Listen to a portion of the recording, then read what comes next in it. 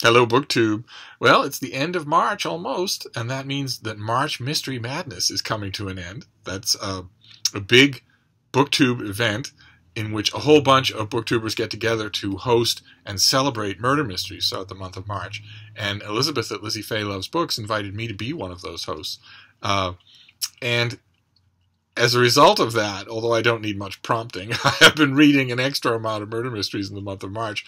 Not only some of the really big marquee names. March was a great month for big name mainstream publisher murder mysteries, but also a huge variety of other stuff, little things that I might have let go if I weren't concentrating on mysteries because of March Mystery Madness.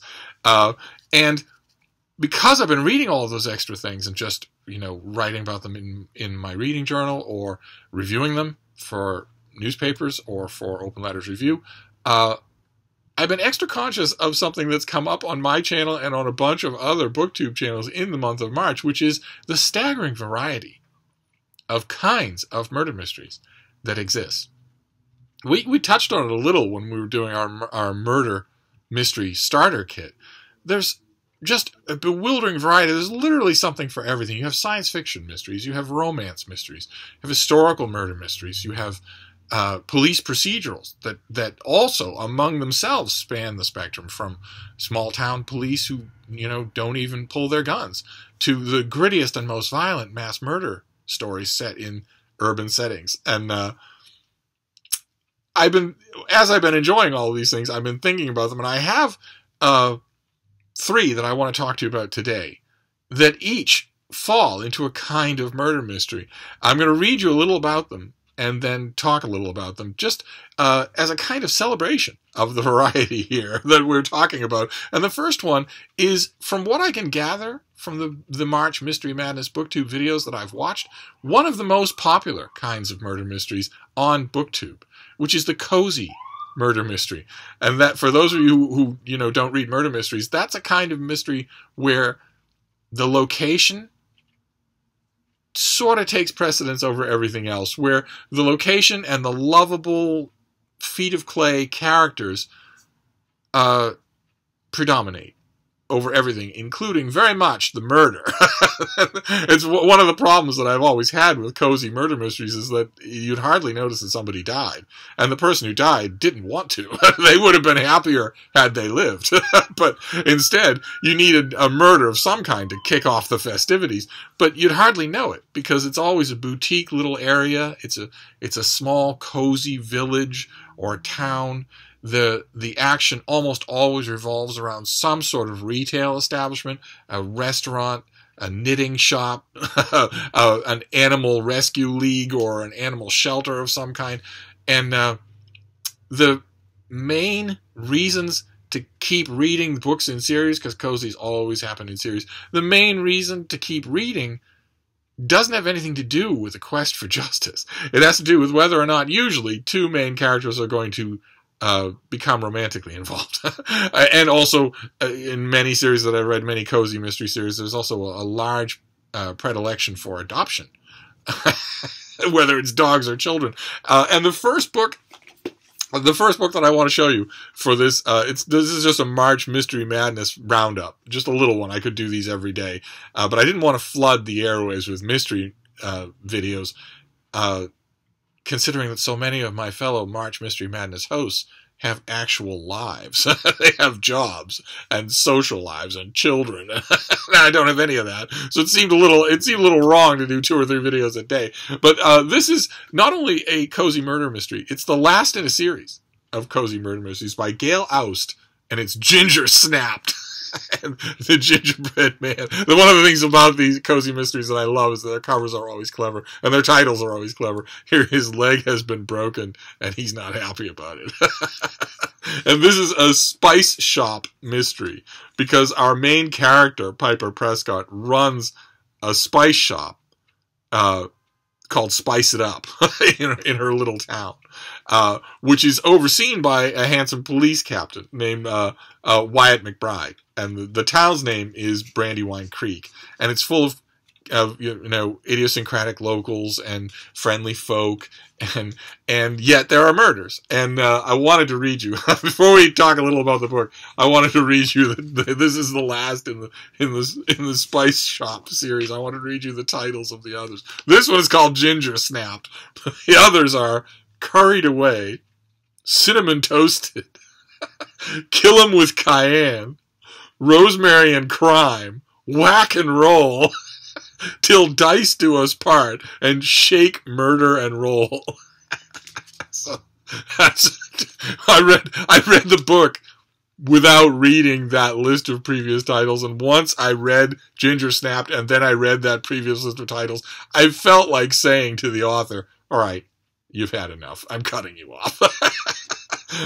But this is, I have not read any of those previous books, but, and it's a tribute to the author's ability that I didn't feel like I needed to. This is a long-standing romantic chemistry thing between Piper and the police chief. They vie, they spar, and it's been a long-standing tension. Obviously, what's going to be the future of their relationship? And in this book, there's a murder, of course. In this book, signs tend to point towards the police chief. And this outrages our heroine, of course, and rather predictably catalyzes their relationship. And I wanted to, it's full of the usual cozy mystery trappings. In cozy murder mysteries, the law enforcement, it might be a side character, like, for instance, a handsome police chief. But the main investigation is never done by the law, almost never. I'm not anything like the cozy mystery fan that a lot of you are. But in all the ones I've read, usually the investigation takes place by someone else, who just sort of snoops around. And at one point in this book, our character actually comes up directly against that distinction. When our character is talking to her and says, "Mr. Strickland told me to stop being a wuss and just do it. Said her brother is driving in Friday morning and wants one last look at her sister before the casket is sealed. It ain't fitting for me to go through her closet." Ned nervously tugged on an earlobe. "That's where I thought you nice ladies might help out." I pretended to ponder the matter, even though I barely restrained myself from giving Ned a big hug. The man had handed us an invitation on a silver platter to check the home of the murder victim. I didn't want to snoop. I wanted to investigate. Look for clues the police might have missed. I felt a rush of anticipation at the prospect. Well, yes, that's cozy murder mysteries in a nutshell. Of course, you notice a couple of problems there. First, it's cliched writing. Cozy murder mysteries don't ever try to wow you with prose. It's not the point, and the authors know that. And I'm not saying that that this author or any other cozy murder mystery author isn't talented, but they don't bother. Why would they? When that these things are aimed squarely at the particular predilections of a particular slice of a particular audience. They are as specialty as genre fiction goes. But the other thing you notice is that the character doesn't just want to snoop. She wants to investigate. And that is the unbelievable line that runs through every cozy murder mystery. But of course, in America, you can snoop all you like, but you can't investigate a crime. If you did that, the handsome police chief would tell you to stop. He wouldn't slyly feed you clues. He would tell you to stop, because the whole point of investigating a crime is to bring a criminal to justice. And if you have someone investigating it who has no authority, you completely imperil what you hope is a conviction at trial. But even so, this was adorable. But cozy mysteries are kind of hard to criticize, right? It's almost impossible, for instance, to write a critical review of one. It's like doing a dance review for a puppy. No, instead, you just have to rate it on a scale of delightful. And this was delightful, almost delightful enough so that if I were, for instance, at an Annie's Book Rack or a Book Swap or a Goodwill, and I saw one of those great titled earlier books, I might, if it was free or 50 cents, I might I might read it. The thing about cozy murder mysteries, at least for me, is that they don't inspire the kind of attention that would ever cause me to go out and find those books, or really to notice that this one was over. I mean, it was very enjoyable to read. It was a very enjoyable 45 minutes. But these things are meant to be just light lemonade drinks on the back porch on a summer afternoon, and it was. But the next kind of thing that we want to talk about is a very different thing. This is a book we've actually seen on this channel. It's A Perfect Shot by Robin Yoakum. And I want to read you, I'll read you a bit of what it is, because we've heard this description before. Nicholas Duke Duchesky is the most important man in the eastern Ohio steel town of Mingo Junction. Nearly 2 decades ago, he made the winning shot in the state champion basketball game, and he remains much adored and the focal point of community pride. Hardly a day passes when someone doesn't want to talk about the game. Now approaching 40, Duke is no longer wants to be defined solely by something he did when he was 18, so he decides to parlay his local popularity into a successful restaurant, Duke's Place. But no sooner does he get his restaurant up and running than disaster strikes. One day, little Tony DeMarco, his brother-in-law and a known mob enforcer, comes into the restaurant and murders Duke's oldest friend. Now Duke faces the hardest decision of his life. DeMarco thinks he's untouchable, but Duke discovers a way to take him down along with his mob superiors. To do so, however, means leaving Mingo Junction and sacrificing his treasured identity as a town legend. And if he follows through, what will remain of his life? And so, as you can tell from that description, we're still not dealing with official law enforcement. In fact, the sheriff in this book is a vile piece of work, amazingly described. That's the thing. The key difference here between this and a cozy mystery is that there's nothing cozy about this. There's nothing cozy about Mingo Junction. It's a desperate, seedy place. And Tony DeMarco is the mob. He is exactly what that description makes him sound. He is volatile. He is murderous. He is the figure who waltzes into your restaurant and says, "Nice shop you got here. Be ashamed if something happened to it." It's not original by any means. The crux of the book comes in the personality study, which again is not something you'll get in a cozy mystery. This is more of an amateur PI type thing, although it's not even that in this first book. I am assuming that Duke will appear in another book. I could be wrong. This could very much delight me by being a standalone novel. But at one point, that plot description that we read on the back cover doesn't quite do justice to one element that we get for a large part of the book, which is that Duke's discomfort, his impatience with his local celebrity status, isn't quite as uncomfortable as that description makes it sound. His life is fairly good until he starts to encounter the brutal edges of something happening in the town. There's a moment here where he encounters a couple of people in a completely familiar setting, where he has only encountered things and people that he knows, the kinds of things and people that he knows. And instead, he encounters a guy that he describes as Mr. Basketball Head. He had a tiny mouth and a twisted nose the size of a soup can. There are times in your life when you come into contact with people who live and operate in a totally different dimension, a place free of laws and conscience. The residents who populate this world could snap your neck like a piece of dry spaghetti. This, Duke knew, was one of those people, and he got chills the instant their eyes met. That happens a couple of times, and it takes the measure of Duke in a way that nothing has in his life after the great game.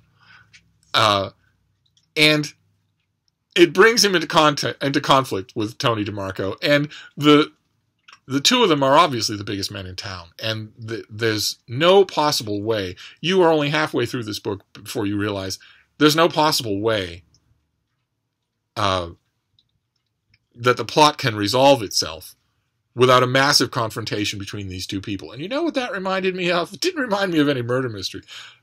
It reminded me of westerns, old-style western novels, in which that is always the case. It wasn't just that plot description that reminded me of Westerns. It was also Yoakum's writing style, which is very much inflicted by Westerns. Very much, I mean, he is a narrator. He's telling us what's going on in the story. But it feels almost like he's relating a story on a rocking chair on a back porch. It feels almost like he's relating a story that has already started moving into the realm of legend. Not just the legend of what Duke was in his youth, 18 years old, but also the legend of what happened to him in the course of this book. Something happened in town, something horrible, something that was a lot worse even than it appeared on the surface. And it caught up Duke and his sister and his brother-in-law and the mob and everybody else in town. And the town was never quite the same after that, but it was the same enough so that it could host new folklore. And that element, I took a little bit of getting used to because I don't often see that in contemporary fiction. Most writers of contemporary fiction would be embarrassed by that straightforward storytelling tone, much less the absolutely straightforward morality of this book. Good is good and evil is evil in this book, and there are no two ways about it. There is no moral relativism anywhere in here. And once you get used to that, you very much like it. At least I did. I thought this was fantastic. But again, like with cozy murder mysteries, this is crime, violence, deduction, and resolution taking place entirely outside of the law. And no matter that the main character here is under the thumb of the law, he has to be wary of it. And no matter that the main character in Ginger Snapped is in love with the law, even so, the justice takes place outside of the law in both these books. And justice very much takes place outside the law in our third book, way outside the law. And it's arguably the one that started, that at least mainstreamed and gave a guidepost to the whole drift of the fact that in murder mysteries, confrontation, resolution, violence, everything usually takes place outside the ambit of the law. The most famous architectural, load-bearing column of that pattern is Sherlock Holmes, who vies with Scotland Yard in the person of ferret-like Inspector Lestrade, but who often irately tells Dr. Watson, his friend and confidant and assistant, that it's not his place to supply the deficiencies of Scotland Yard, nor even to inform them of what he's doing. He has very little respect for the law and only brings it in as a convenience to himself. And not only is that a pattern in murder mysteries, but another pattern in murder mysteries, the third type of murder mystery that we will be dealing with here, is the Holmes pastiche novel. Because, like me, and like everyone else who's ever read the whole Sherlock Holmes body of work, when it's over, when you're done, you want more. And yes, that means a lifetime of rereading the Sherlock Holmes stories, but you also want more. You want new stories starring Sherlock Holmes. And therefore, in every season, virtually every month of the publishing season, a major publisher or a minor publisher will bring out a Holmes novel of some kind or other. And I read them all. It's a sweet tooth of mine. I'm usually disappointed. But sometimes I read Holmes pastiche novels that are really good, that are really thought-provoking. And one of the keys, in my opinion, to doing good Holmes pastiche is the degree of your unfaithfulness. If you just do a Holmes pastiche novel where the characters all talk in exactly the way they do in the canonical stories, the weather outside 221B Baker Street is always the same, the concerns are always the same, the plot is carefully worked inside the continuity of the canonical stories, you're going to bore me. Unfortunately, you're going to bore me. I could name you probably 4 or 5 of the most popular Sherlock Holmes pastiche novels that do exactly that and are lifeless on the page because of it. That is how you determine, among the readership of Holmes pastiche stories, the people who are reading it for obsessive reasons versus the people who are reading it for literature reasons, for the same reasons that they originally read the Holmes canon. You will get people who are just fetishizing Holmes. They don't want anything different. They want the tea doilies to be in exactly the right position. They want to be told all of the details every single time. The shag tobacco in the carpet slipper, the V and the R blasted into the wall with pistol shots. They want the violin playing. They want the syringe of the 7% solution. They want all of it. And they want it exactly the way they've always had it. That kind of pastiche novel, I will read them. But that kind of Holmes pastiche novel tends to bore me. And the book that I want to talk about now very much did not bore me. We've seen it on this channel before, so I'm going to read a bit of the description. This is Holmes Entangled by Gordon McAlpine, who did Woman with a Blue Pencil, a book that I am now going to revisit because of how much this impressed me. I read it first and thought, oh, that's clever, but that's all it is. And now I'm thinking I might have missed something. But I want to read you. We've read this description before, but for those of you who missed it, I want to read you again. Sherlock Holmes, now in his 70s, retired from investigations and peaceably disguised as a professor at Cambridge, is shaken when a modestly successful author in his late 60s named Arthur Conan Doyle calls upon him at the university. This Conan Doyle, notable for historical adventure stories, science fiction, and a 3-volume history of the Boer War, but no detective tales, somehow knows the false professor's true identity and pleads to investigate for investigative assistance. Someone is trying to kill him. Who? Why? Good questions, but what interests Holmes most is how this middling scribbler ascertained his identity in the first place. Intrigued, Holmes takes the case. And he doesn't take the case alone. He takes the case with the widow of Dr. Watson. Dr. Watson has died, and Mrs. Watson investigates everything with him. She's a major part of this book, the most memorable part of this book. And I confess, the plot goes everywhere. It involves a previously unknown Edgar Allan Poe manuscript. It involves Baudelaire. It involves Ernest Hemingway, as we'll see. I'll show you in just a second. But I confess, I was so involved with Sherlock Holmes and the fact that this is Holmes pastiche that I missed one potential meaning for the title. But at one point, Holmes and Mrs. Watson encounter Ernest Hemingway in a restaurant. Let me see if I can find you the spot here. And Holmes does his usual thing. He tells Hemingway all about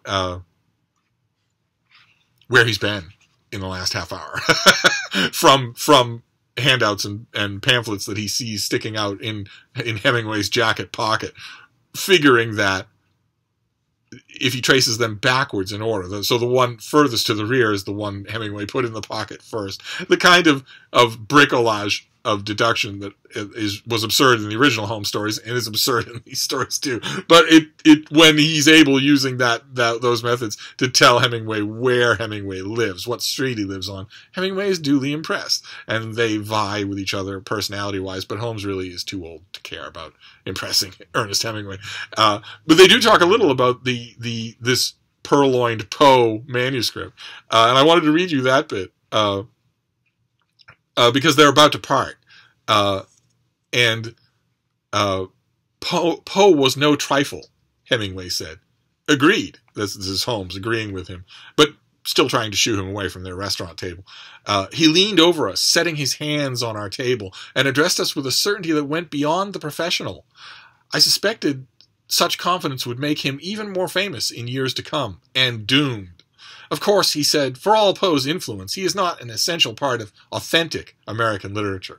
He remained too fixated stylistically with England and the continent. Real American writing didn't begin until Twain. I looked up at him. I think you're being insincere, Mr. Hemingway. Falsely modest. It will never suit you. The truth is, you don't actually consider your country's literature as having begun until now, with you. Isn't that so? That's the kind of nerdy side sparring that I didn't see coming in this book, and that really pleased me. But Holmes and Mrs. Watson have been out on the town. They have had their share of champagne, and they are both slightly tipsy when they return to their hotel to further investigate, to further examine this Edgar Allan Poe story. And Holmes is reading it to her. He's laying on the bed, and he's reading it to her, and she's sitting in the chair so as not to be improper when she falls asleep. And it's late, and he doesn't want her to go to sleep on the chair and wake up in the morning with aches and pains, but he's also too old now to trust to his ability to carry her to her own room. He sees no alternative, so he lays her primly on the bed, lays next to her, and they both go to sleep. And when they wake up, it's not a big deal. Mrs. Watson is just fine with it. It was a perfectly logical, practical approach to the problem, and they go on about the story. But there's a moment, after she's left, Holmes continues to examine the manuscript. There's a moment that is the kind of perfect grace note that always, for me, distinguishes really good Sherlock Holmes pastiche fiction. And it's this. I fell back onto my side of the bed, looking up at the ceiling. There was much to do today, though what I'd read in Baudelaire's account made me uncertain as to what our next move should be. Perhaps reviewing the account with Mrs. Watson would stir an analytical breakthrough, I hoped. And then, briefly, I stopped thinking about the case altogether. At 73 years old, I had never before spent an entire night in bed with another person. How strange and wonderful that it had been John's widow. I loved this book before that moment, but that moment put this on my shelf and not to be resold. And shortly after that, the plot actually picks up when... I still can't believe I didn't see this coming. I must be getting old. When Sherlock Holmes and Mrs. Watson are introduced to quantum mechanics. And to the multiple worlds theory of the interpretation, of the Copenhagen interpretation of quantum mechanics.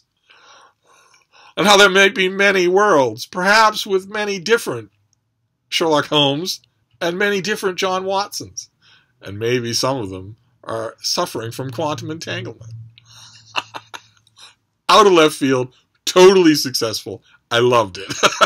And that is really the gist of this video. It really doesn't have really a form to it. It's just I wanted to give you a March Mystery Madness update on 3 different kinds of murder mysteries among the many that I've read this month. Most of them were far more mainstream than these, but these will do just fine. These are indicators of the mind-boggling variety of murder mysteries out there. You have Holmes pastiche fiction, this time done with heart and inventiveness, and then gritty, almost small-town noir with mafia and violence and one heck of a traditional Western ending. And then cozy murder mysteries with the clever title, the clever cover. There are recipes in this book, and it's rounded edges. There's no real violence. There's no real viciousness, and you can be pretty sure there's going to be a happy ending. And yet, as different as they all are, there they are. They're all part of this mystery this genre that we're celebrating this month. So feel free to, I'm sorry to go on for so long here, but feel free to let me know what mysteries you've been reading in the month of March. I've heard from some of you that I should be making more mystery videos, but I'm perfectly happy just to get recommendations. So I will sign off for now, but I will see you soon. Thank you, BookTube.